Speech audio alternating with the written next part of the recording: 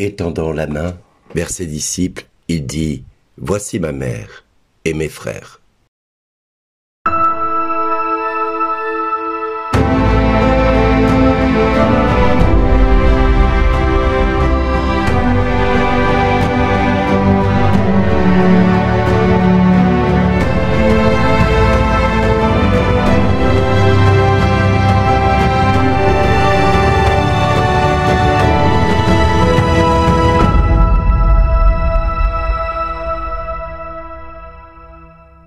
Aujourd'hui, le message vous est adressé par Bernard Dille. Bonjour les amis, aujourd'hui bonne fête à toutes les Brigitte que nous pouvons connaître autour de nous. L'évangile de ce jour nous parle de qui est sa mère, qui sont ses frères. Nous l'avons déjà évoqué à plusieurs reprises.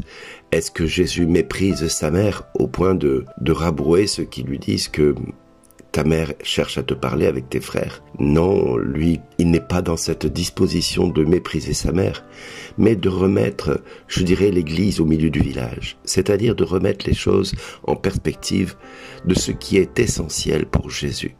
Ce n'est pas le lien du sang qui est important, ce n'est pas le lien de ce qui nous semble indissociable de notre avenir, c'est-à-dire notre famille de sang, mais celle que Dieu veut nous donner, celle que Dieu veut nous accorder, celle que Dieu nous constitue depuis toute éternité. En effet, la famille de sang est bien souvent celle qui va s'opposer à nous au chemin de notre croissance spirituelle quand nous allons rencontrer le Christ. Donc il est important pour Jésus de remettre l'église au milieu du village, c'est-à-dire de remettre l'essentiel des choses autour de nous. Devenir disciple de Jésus, c'est accepter l'invitation d'appartenir à la famille de Dieu, de vivre en conformité avec sa manière à lui de vivre. Quiconque fait la volonté de son Père et de notre Père qui est dans les cieux, celui-là est son frère, sa sœur, sa mère. C'est ainsi que Jésus va résumer toute notre vie autour de notre croissance spirituelle. Alors oui, nous pouvons aussi imaginer que la providence de Dieu est que chaque être humain puisse avoir et obtenir une famille qui va être proche de lui, proche de son cœur, au-delà de ce que le sang peut nous accorder. La providence de Dieu, c'est la providence divine, ça veut dire. C'est-à-dire demander à Dieu la force de sortir de nous-mêmes et de s'adapter non pas à notre volonté, mais à la sienne, ou alors d'adapter notre volonté à la sienne, c'est comme vous voulez. Mais dans les deux cas, c'est la volonté de Dieu qui doit primer sur ce que nous pensons et sur ce que nous aimerions. Et c'est ce que Jésus veut essayer de faire comprendre. Tout comme le psaume va nous dire qu'il est amour pour toute la terre, qu'il veut vraiment nous faire découvrir qu'il nous a aimés, qu'il a aimé le fait que nous nous soyons détournés de lui et qu'il est venu nous chercher dans notre péché, dans notre égarement. Il a ôté de nous le péché, il a couvert toute notre faute et c'est pour ça qu'il nous demande de l'aimer tel qu'il est et dans sa volonté.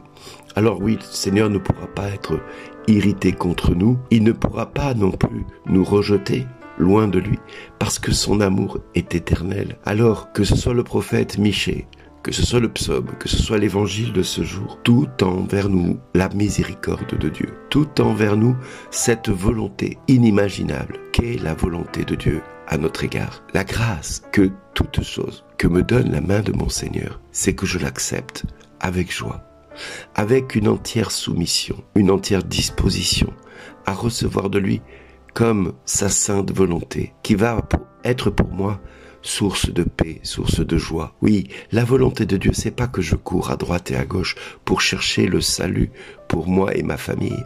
Non, la volonté de Dieu, c'est que je me tourne vers lui, que je cesse de courir et que je regarde vers lui. D'où me viendra le secours? Le secours me vient du Seigneur qui a fait le ciel et la terre. Oui, je veux être guéri, je veux être délivré, je veux être disciple du Christ.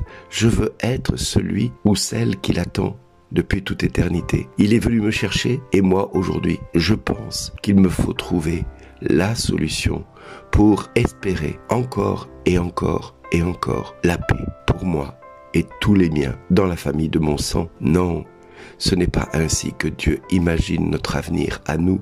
Non, il est là, comme nous dit le livre de Michée. Seigneur, avec ta houlette, sois le pasteur de ton peuple, du troupeau qui t'appartient, qui demeure isolé dans le maquis, entouré de vergers, qu'il retrouve son pâturage à Bassam et à Galaad, comme au jour d'autrefois, comme au jour où tu sortis d'Égypte, tu lui feras voir des merveilles.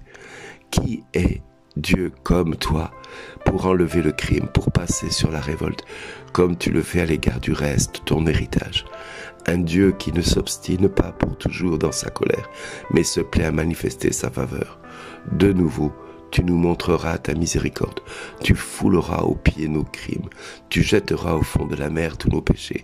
Ainsi tu accordes à Jacob ta fidélité, à Abraham ta faveur, comme tu l'as juré à nos pères depuis les jours d'autrefois. Comme vous le voyez, c'est lui qui viendra fouler aux pieds nos crimes. C'est lui qui viendra jeter au fond de la mer tous nos péchés, tout ce qui nous empêche d'être heureux, tout ce qui nous empêche de vivre en sa présence.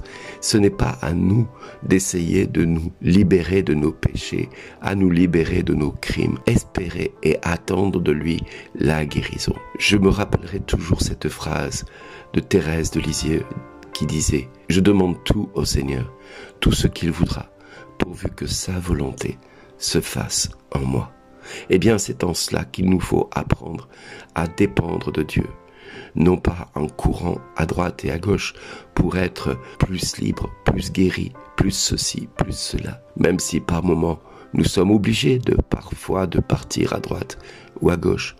Mais l'essentiel de notre salut ne s'obtient d'abord que dans une disposition intérieure que nous devons avoir, c'est d'attendre de lui le salut et la miséricorde. Le péché est en nous et c'est en nous que Dieu nous attend. Le péché ravage notre vie et c'est en nous que Dieu veut ramener la paix.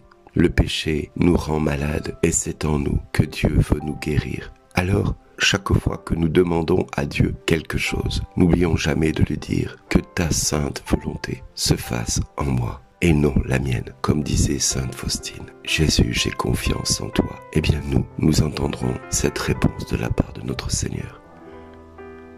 Merci d'exister.